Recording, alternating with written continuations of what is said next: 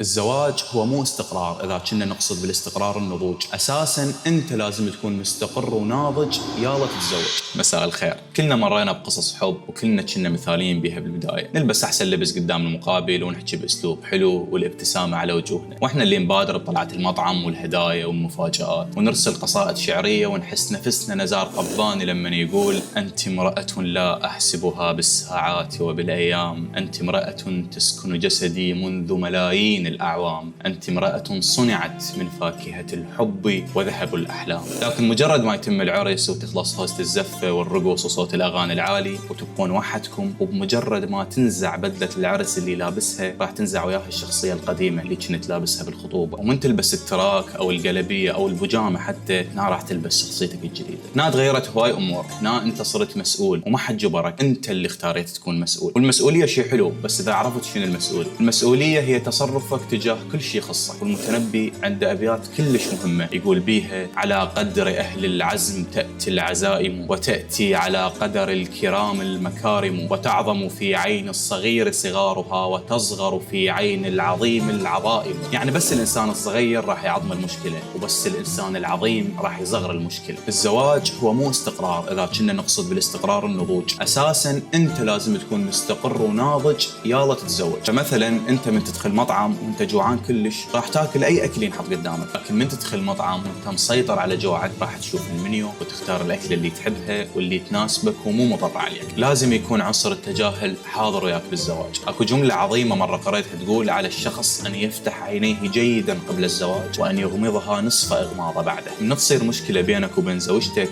قبل لا تفكر بحلها فسرها، لأن التفسير دائماً يكون حاجز بينك وبين زوجتك. إذا فسرت المشكلة صح راح تعرف شلون تتعامل، وإذا فسرتها غلط أو ما فسرتها راح تكبر مشكلتك. ما أقول لك تتصرف دائما بشخصيتك اللي بالخطوبة ودائما تصير مثل نزار، بس وازن به. إذا بأيام الخطوبة كنت ما تفوت أي موعد ويا خطيبتك وتعوف طلعة أصدقائك مهما كانت مهمة، ورا الزواج ما أقول لك استمر هيك ولا تسوي العكس، بس خلي توازن بين شخصيتك اللي بالخطوبة وكلامك الحلو وتفهمك وبين شخصيتك أم البجامة الجديدة. وخليك متذكر إنه الزواج صرح لابد أن يعاد بناؤه كل يوم.